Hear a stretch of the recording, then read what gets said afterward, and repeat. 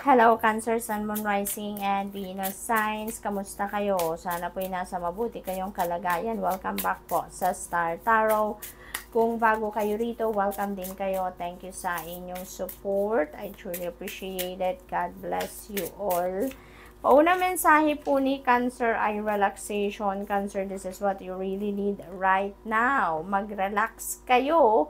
I-embrace ninyo ang tranquility and peace. You deserve it kasi you are such a hard-working person. No? Kaya minsan, kung tinatawag na kayo ng inyong katawan para magpahinga, ipagpahinga ninyo yan. Pag meron ng mga pananakit ng kung ano-ano sa katawan, ipagpahinga ninyo yan, Cancer. Okay? So, kailangan na ninyo ngayon. Ito yung panawagan sa inyo. Mag-relax kayo.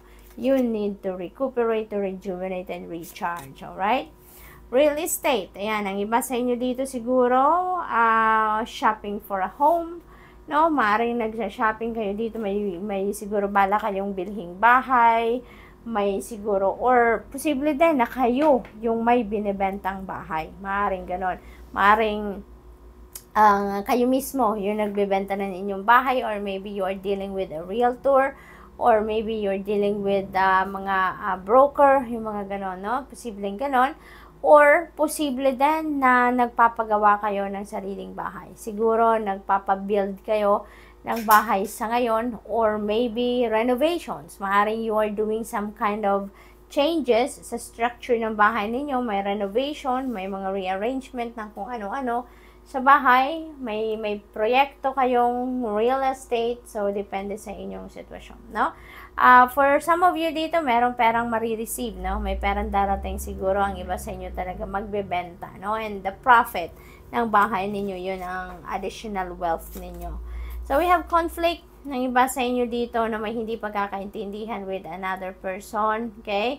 So, be careful na hindi kayo may stress dyan, ano? As much as possible, kung alam ninyo na mai-stress kayo dyan or nakaka-stress ang sitwasyon na to, step back a little from that, take a breather, diba? Hinga malalim, mag-breathing exercises kayo para makalma kayo, no? Wag na ninyong sabayan kung ano man ang galit or tension or stress, no? Ng kung sino man itong ka-conflict ninyo para hindi na kayo madamay, no? Diba? Pag may galit, may stress kayo, tataas ang presyon ninyo, ay nako.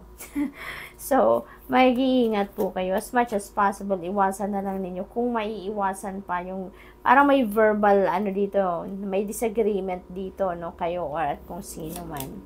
We have a schedule. Ayan. So, siguro, punong-puno ang schedule ninyo, Cancer. Siguro, sobrang busy kayo. Dami ninyong schedule kailangan gawin. Nako, dami-dami ninyo. Siguro may deadline pa kayo ditong kailangan abutin, you know. Maybe it's about time na para pag-isipan ninyo, no, na i-manage ng mas maayos yung mga schedules ninyo.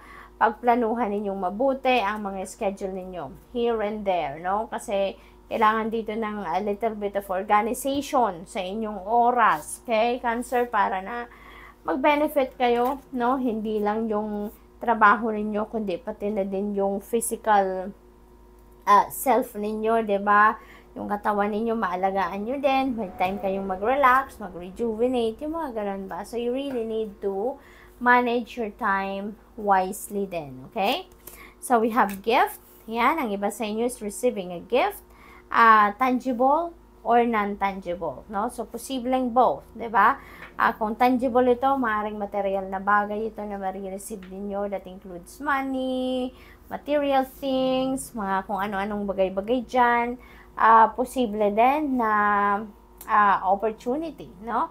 Na related sa money, career, finances. Maaaring meron ditong promotion, maaaring may bagong job offer, maaari din na merong career opportunity, business opportunity, promotion, pay raise, no? So, maaaring mga ganong ganap along those lines siguro ang mga regalong matatanggap ninyo. Eternal love, napakaganda naman ito. Maybe kasama nyo na sa ngayon, ano? Siguro yung partner ninyo, yung asawa ninyo, siguro siya na yung soulmate ninyo. Maaaring you've found your eternal love with that person. Maaaring siya yung soulmate ninyo, maaaring siya yung twin flame ninyo, at nakuha mo na na-meet mo na, nakasama mo na, no? Yung person ninyo. So, you're very lucky. Compromise. Ayan. So, conflict and compromise, posibleng magkadugtong or magka-related ito with each other, no? So, yung conflict ninyo dito between you and another person, maaring someone is going to, stand in between you para kayo ay magkaayos, para kayo ay magkausap, no? Maybe magko-compromise kayo dito and para na magkaroon lang kayo, mag-meet halfway lang kayo, there will be reconciliation dito, no? So, this is really good na merong magpapagitna, no? Merong mag-act as mediator dito at pag-ayusin kayo, so maaaring ganun ang ganap.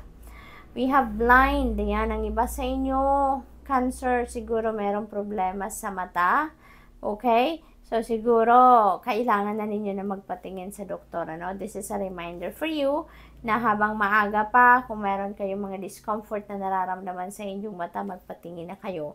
Magpa-check up na kayo, alagaan na ninyo ang mata ninyo, no? So, good luck, Cancer, and that's all I have for you for today. Thank you for watching. Love and light. Namaste. Hello, Scorpio, Sun, Moon, Rising, and Venus signs. Kamusta kayo? Sana po ay nasa mabuti kayong kalagayan. Welcome back po sa Star Tarot. Kung bago kayo rito, welcome din kayo. Thank you sa inyong support. I truly appreciate it. God bless you all po. Scorpio, paunang mensahe po ninyo ay natural disaster. Ayan. So, siguro, ang iba sa inyo dito, most likely, meron talagang nasa lugar kayo na merong pinagdadaan ng natural disaster. Ang iba din sa inyo dito, most likely, hindi ito literal na natural disaster. Maaaring yung parang problema, no? Na nararamdaman ninyo or na-experience niyo. So, maybe there is an obstacle, there is a problem, challenging times na pinagdadaanan ng iba sa inyo dito. But, no, meron ditong survive energy. Kaya, you will be able to survive. Whether that is literal na natural disaster or yan man ay problema sa buhay, no?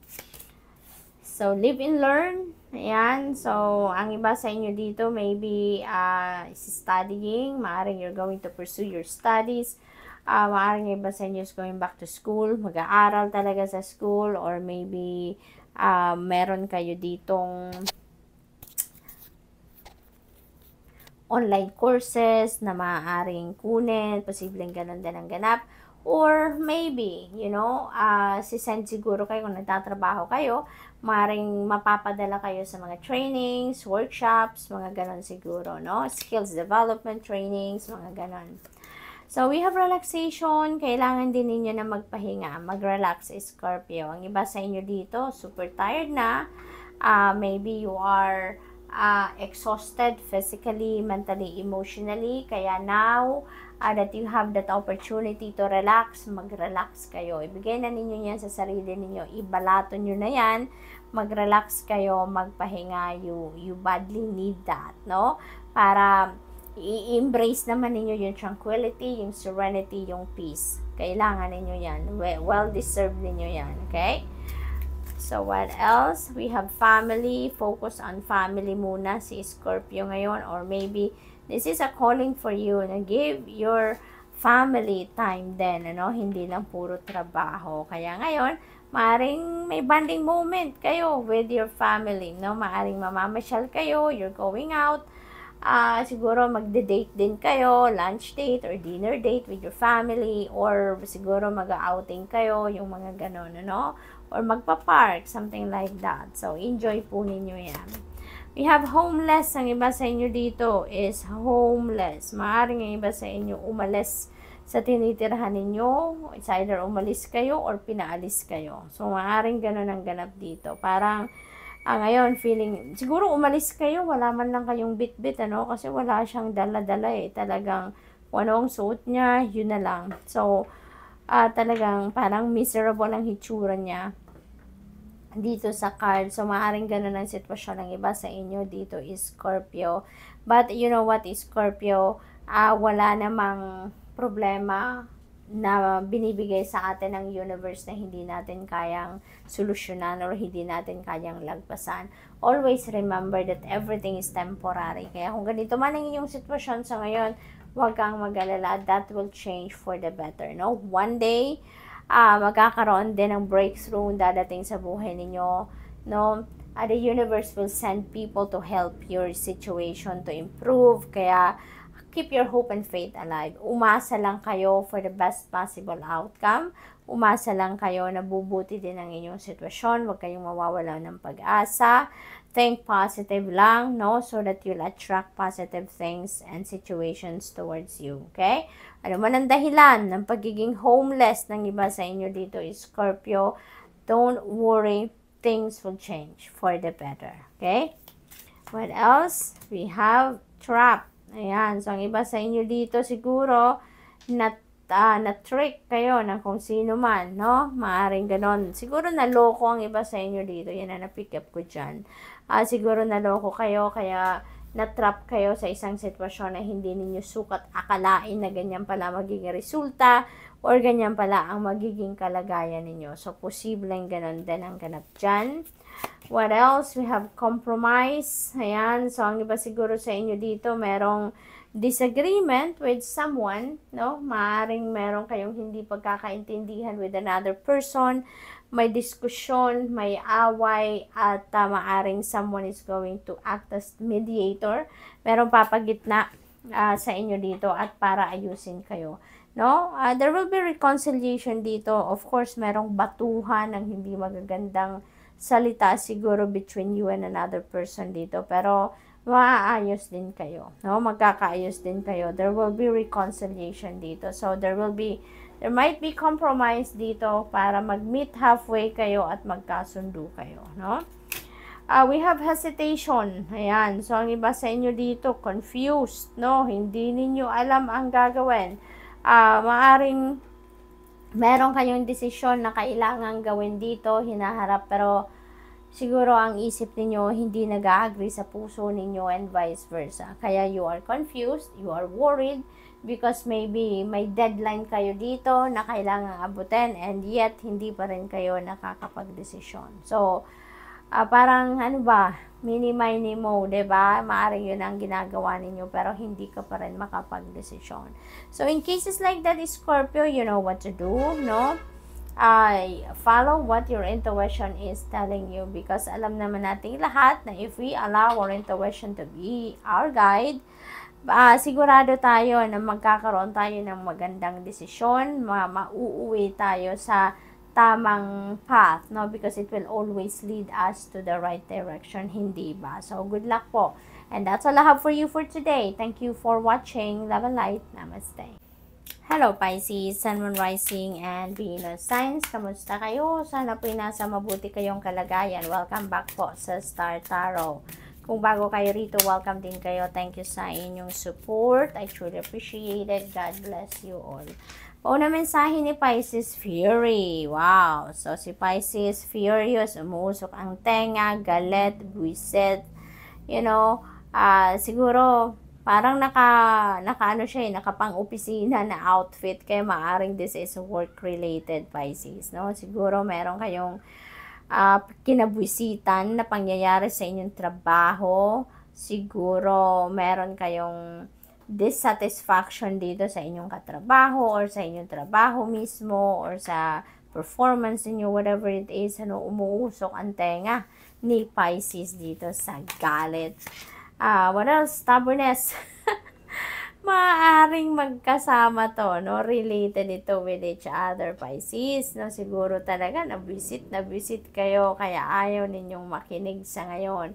Siguro nagagalit kayo ngayon sa boss ninyo or siguro nagagalit kayo dito sa kung kayo naman yung boss, siguro nagagalit kayo doon sa subordinate niyo, no? Dahil siguro hindi nakikinig sa inyo, hindi nakikinig sa gusto ninyong mangyari, sa inuutos ninyo, maaaring ganun or maaaring baliktad, 'di ba? So it could be kasutilan, 'di ba? Maaring yung tauhan ninyo, yung subordinate ninyo, sobrang sutil kaya nabibwisit kayo. So posibleng ganon diyan ang ganap.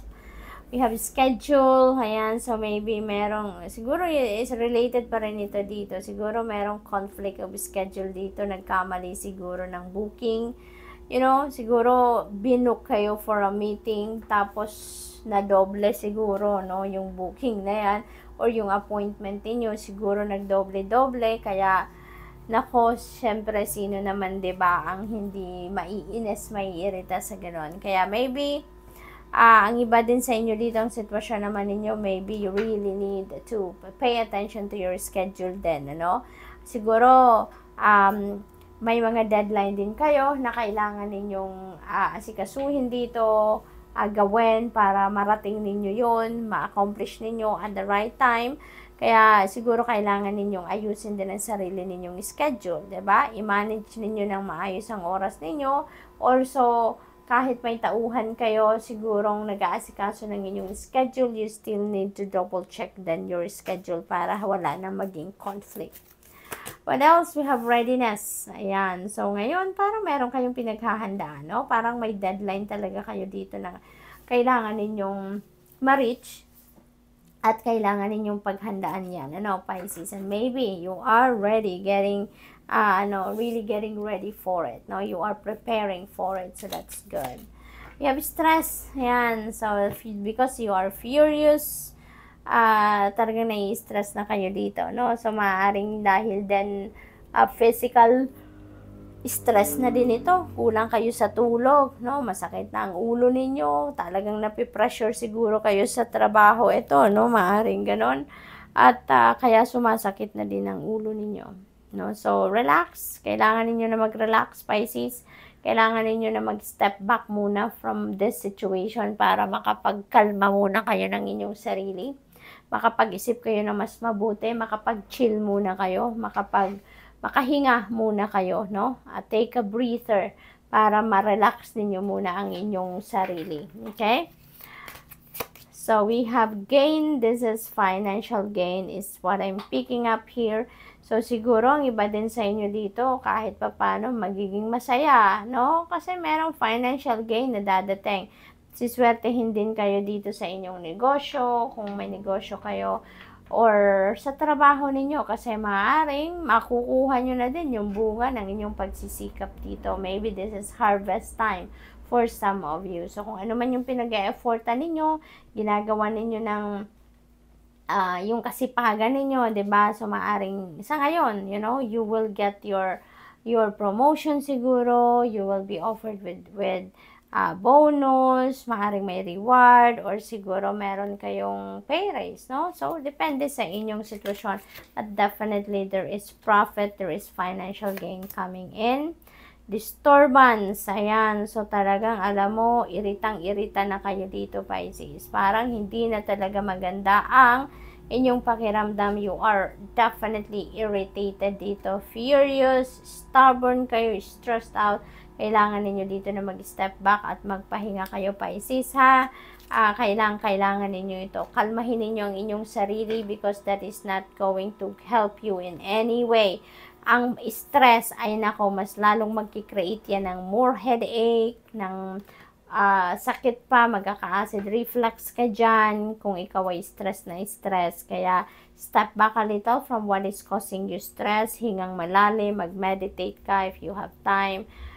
Do breathing exercises. It really helps to calm you down. Okay? So, we have evidence. Ang iba sa inyo dito, siguro, merong ebidensyang hinahanap, ano? Siguro, kayo ito na naghahanap ng ebidensya, kayo yung nag-gather ng facts, kayo yung siguro related ito dito sa work situation, ano? This is definitely work situation for some of you. Siguro meron ditong kabulastugan na ginawa ang iba sa inyo, kaya siguro kayo nagalit and maybe they are pinpointing you, kaya ngayon, gahanap kayo ng ebidensya. 'Di ba? Para mapatunayan ninyo na hindi kayo ang may kasalanan.